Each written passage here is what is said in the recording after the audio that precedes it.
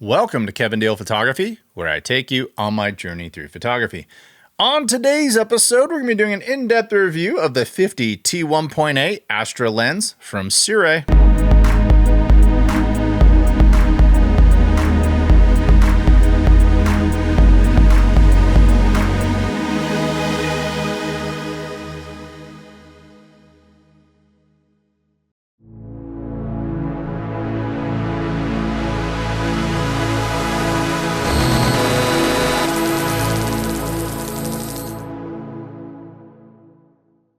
Welcome to today's episode. If you're not familiar with Kevin Dale Photography, we do gear reviews, tips, techniques, and tutorials, and sometimes we dive into film. If any of that sounds appealing to you, click the subscribe button below. For all of you who are back to Kevin Dale Photography, welcome back. And for all of you where this is your first time here, at the beginning of every episode, I ask for donations to BIG, which is an organization that helps intellectually disabled adults adapt to jobs in the real world. And for all of you who are interested in presets, I do offer presets for both Capture One and Lightroom. If that's something that interests you, I'll leave links in the description below. But to the subject of today's episode. Anamorphic lenses are known in the cinema world for their distinct cinematic look. Some of the most memorable films like Blade Runner, Die Hard, and Star Wars were shot using anamorphic lenses. You can usually spot that look right away. A wider stretched aspect ratio, oval-shaped bokeh on the outside, and those signature horizontal blue flares when you shoot into a light source. If you've seen just about any J.J. Abrams film, you'll know what I'm talking about. At the end of the day, I don't consider myself a filmmaker first. My primary passion is photography, and that's where anamorphic lenses have traditionally had a limitation. Most cinema lenses are manual focus, and for good reason. In filmmaking, there's a ton of planning that goes into blocking, focus pulling, and precise movements. Pulling focus is an art form in itself, but the industry is evolving. As hybrid shooters become more common, creators want that cinematic look without needing a full rig with gears, follow focus systems, and all the extra accessories just to maintain focus. That's been the missing piece for anamorphic lenses. They've always been manual focus only, which has kept them largely confined to traditional cinema workflows. Until now, Sirui has introduced the Astra 1.3 anamorphic full-frame autofocus lens.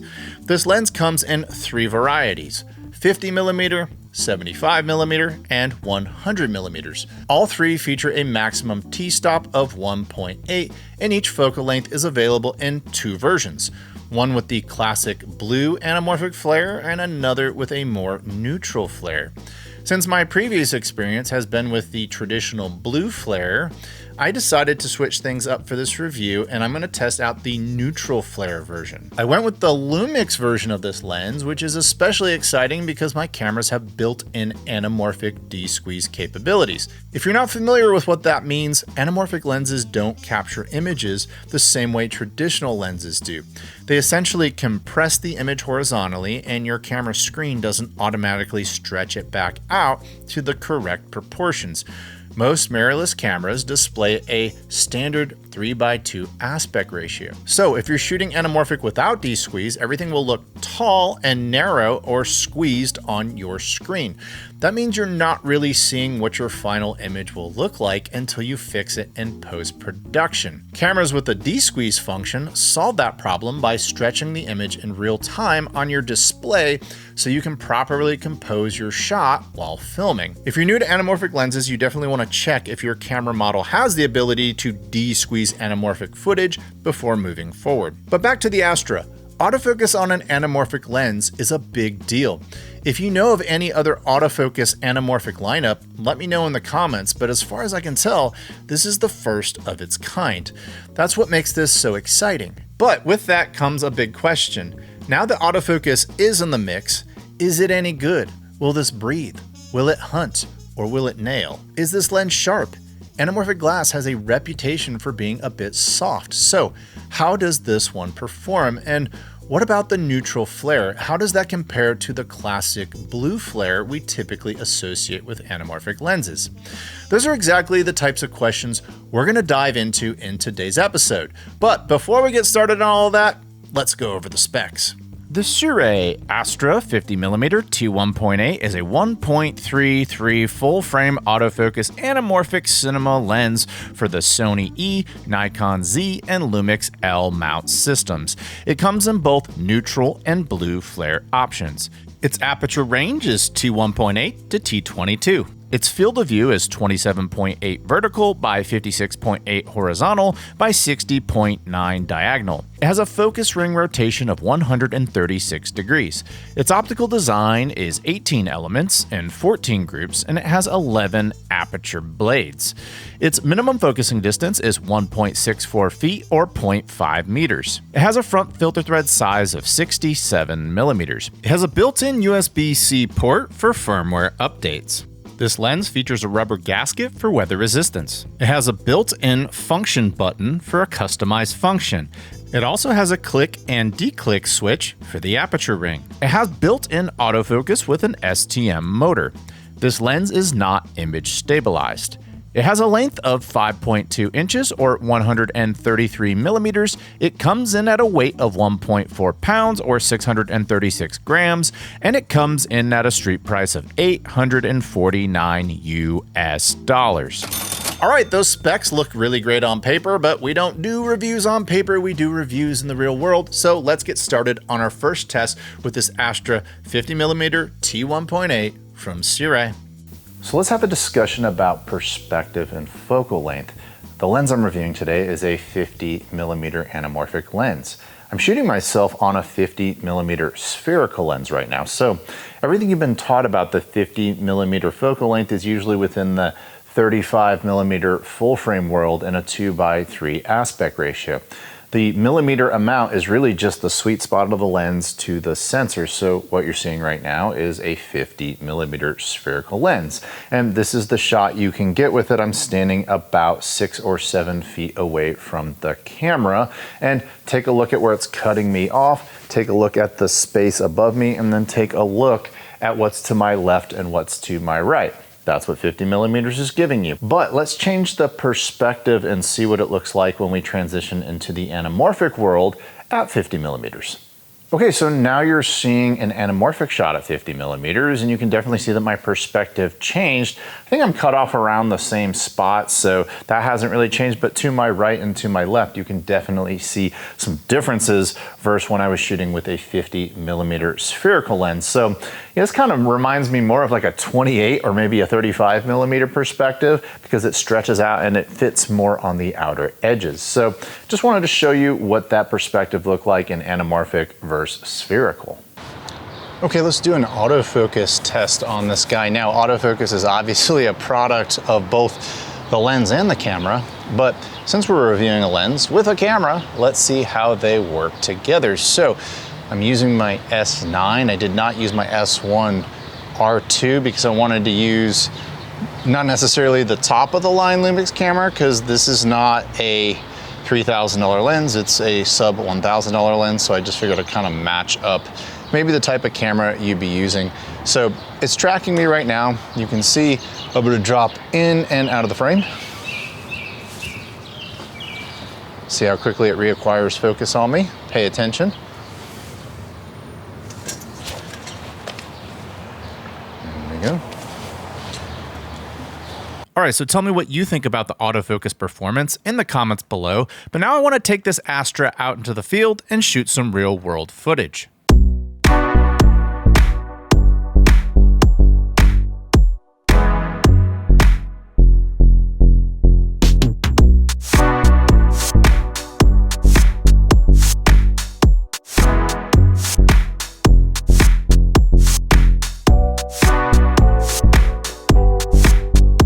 So I told Sirui I'd give this thing an honest shake, and I did take it with me everywhere for a month straight and used it all over the place for this channel, including a protest I walked by that had this funny blow up of Elon Musk.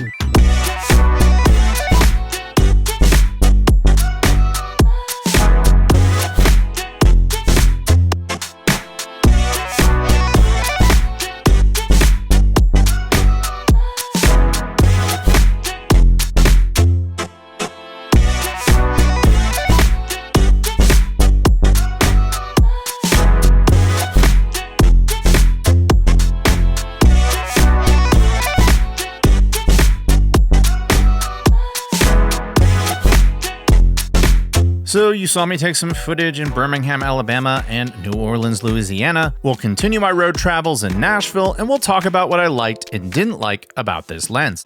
Okay, so I'm traveling on the road. I am right outside of the airport in Nashville. I figured I'd record this segment about the pros and cons using the lens. I could hold the lens and talk about the pros and cons, but I figured more screen time recording with this lens is probably a good thing. So let's talk about the pros and cons, and this airplane is about to go by. So I'm gonna wait for this airplane to go by and then we'll begin. I'm also reading from my laptop today instead of my teleprompter because I'm on the road. So I've taken this Sirui T1.8 50mm anamorphic all over the place for the past month. I've used the heck out of it. I've been using it for shooting segments. I've taken it to New Orleans. I've taken it to Houston. I've taken it to San Antonio. I've taken it all over the place, including my hometown of downtown Austin. So let's talk about the areas where I liked this lens and the areas where I feel like it could be improved. And I always start with the areas where I feel like it could have been improved upon. I did notice this lens exhibits a little bit of focus breathing. To be fair, that is pretty common with anamorphic lenses. So it's not exactly unexpected, but if you were hoping that in addition to bringing autofocus to an anamorphic lens, Sirui would also eliminate focus breathing entirely, you'll have to keep waiting. This lens does have a little bit of focus breathing. Now let's talk about autofocus. The inclusion of autofocus here is genuinely groundbreaking, but the performance isn't flawless. To be fair, autofocus is a combination of both the lens and the camera body. When paired with my S9, I did notice occasional hunting. It wasn't constant, and overall, the autofocus performed well enough to have usable footage, but it wasn't perfect. It's something I wanted to call out. The good news is that this lens supports firmware updates via the built-in USB-C port. So if you're watching this review well after it comes out, check Sirui's website for autofocus updates for this lens. All right, here comes another airplane. It is a Southwest Airlines. They all fly 737s, so I know that that is a 737. I'm gonna show you some B-roll of how close this is. It's pretty darn close. Okay, now I wanna move into a category of more subjective cons. These aren't all negatives to me, but they could be to you depending on what you're looking for in an anamorphic lens. I don't normally watch other people's reviews of a product I'm reviewing before I release mine, partially because I want it to be about my own experiences and thoughts.